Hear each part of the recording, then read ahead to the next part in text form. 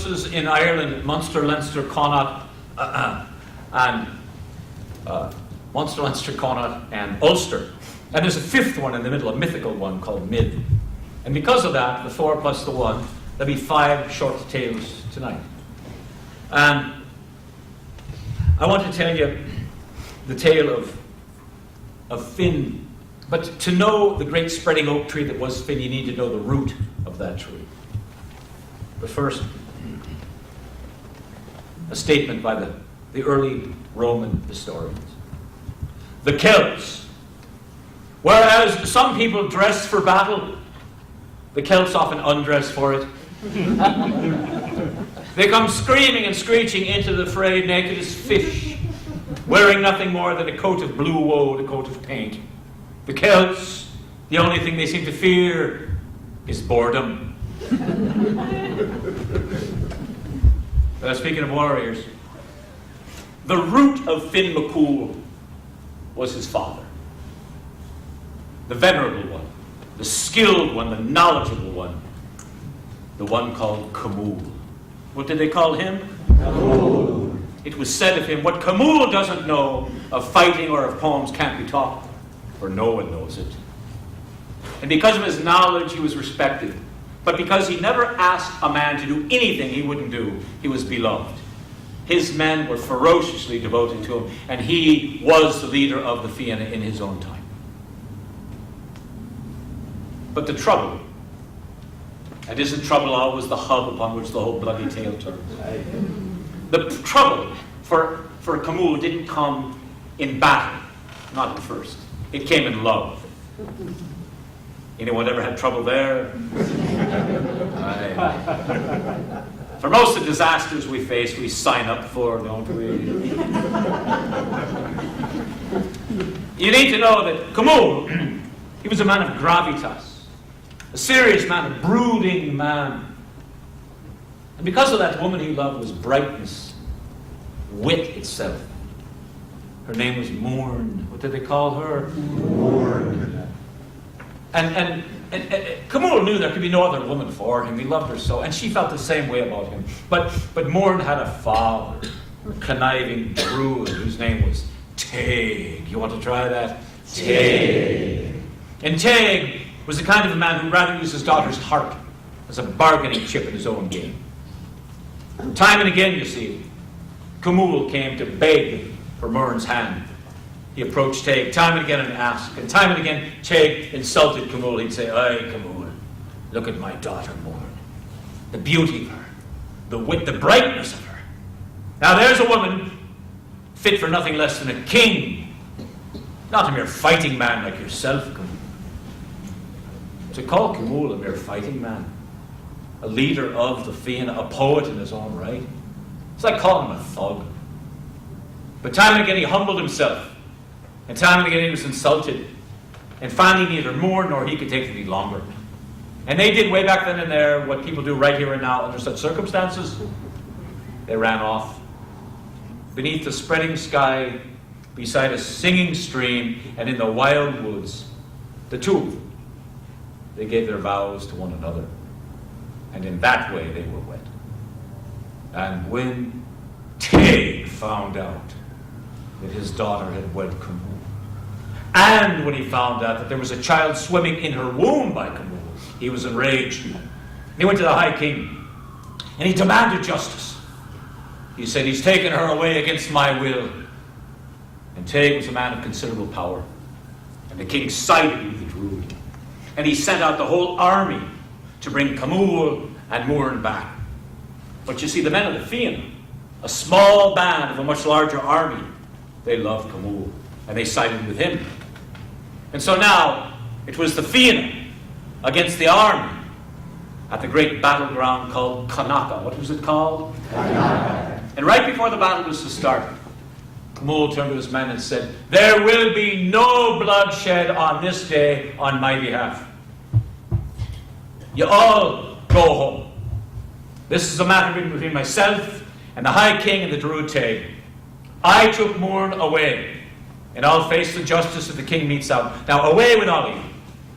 It was then that Camul's best friend and the most ferocious fighter of the Fianna came forward. His name was Fakale. What did they call him? Fakale. And he said, Camul, it's not just your fight. You didn't take Morn away against her will. She went with you willingly. And crazy bastard that you are, she seems to like you for some reason.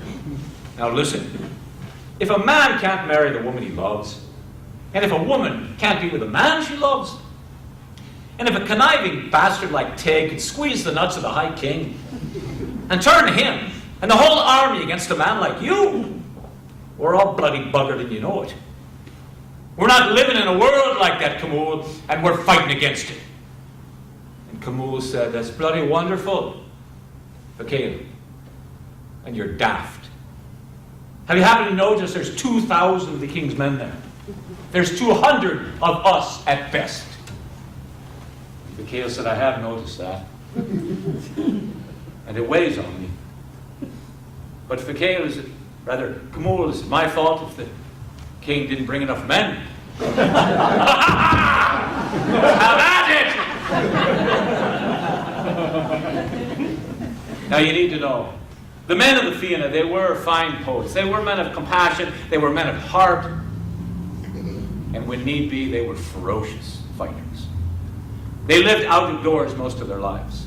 They had the wiles and the wits of wild animals. These were among Ireland's strongest, smartest, stealthiest, most cunning of men. And they trained constantly. And they had dozens and dozens and dozens of strategies for dispatching their foes in the most efficacious and imaginative of manners. And so the Battle of Connaught, it was fought indeed. And after it, 100 out of 200 of the Fianna lay dead. And over 1,000 of the king's men as well. And when it was clear that the tide had turned, Camul cried out to the men. He said, now away with you, get yourselves away, so you can fight another day, now go. And that time they listened to him. And away they went, what was left of the Fianna, the great poet warriors, to live as outlaws from that day forward, to be hunted down and butchered like cattle when found. But Camul, he remained. He remained so he could face the justice that the king would mete out. For he expected, you see, to be taken to the king. But you need to know, in those days there was an enormous giant of a fighter from Connaught, whose name was Gall Mac Morna. What did they call him? Gall Mac Morna. Gall means one-eyed.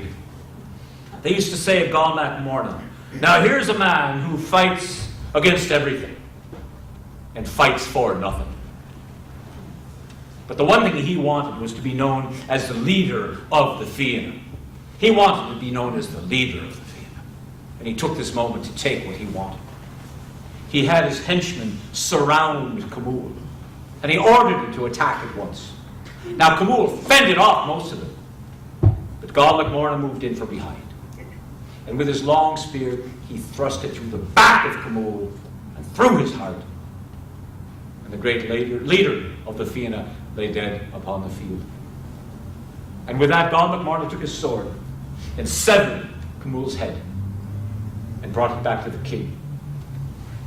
And he said, I brought you something that belonged to Camul. Now I'd like you to give me something that belonged to him. Leadership of the Fianna. The king was in a bind. For most of the Fianna had gone off, lived as outlaws now. And those that remained would need a leader. And Gall Mac Morna, thug though he was the kind of a man that men would listen to, would follow. And the strangest thing was this. At the moment that the king gave leadership of the Fianna to Gall Mac Morna, Morn, the wife of Camul, gave birth to a man-child. She gave birth to a boy who would grow up to have fair hair and be called Finn. He would grow up to be known as the son of Finn MacCool, rather the son of Camul, and be called Finn MacCool. And when Gall Mac Morna found out a man-child had been born to Morn, he knew that child would grow up to be like Camul, and probably with deadly additions as well. And he wasted no time, and he came for him. But Morn took the child and quickly spirited him away. She went to her father to ask for protection. And Tig, remember him? Yes. He said, Morn, you've shamed me in my house. The decision that you made by yourself, and now you live with it. Away with you, wench! She took the child, and she found her sister, Bothmail, who was a druidess. And she found her cousin, Leith Lucra, who was a warrior and a teacher of warriors. Because there is a long and venerable tradition of Irish women warriors. And if you know any Irish women, you know it's not much of a stretch.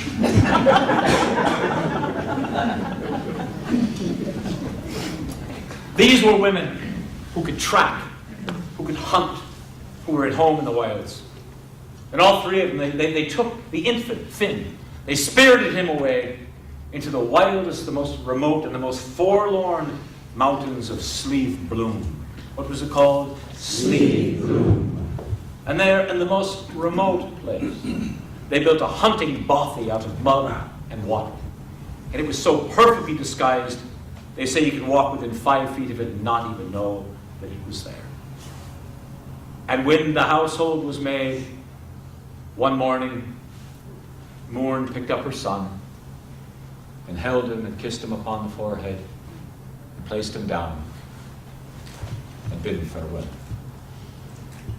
And she turned to her sister, and she turned to her cousin, and she said, I need to get myself away. I need to get Gon McMorna off our track. And I need to find allies for us and for that boy. Because he has to survive if the Fianna is ever to become what it truly is again. And her sister and her cousin said, Mourne, we know that this is your child, but he is our life now. We know it. Away with you. They embraced and away Mourne went. And here was Finn now, the son of one of Ireland's greatest poets and warriors, who would be raised far away from the society of men. And if you don't know how he was soon in even graver danger, well, you have to listen to this next tale, and you will. Aaron! Go, brother! Some of you are still awake, that's good. Aye.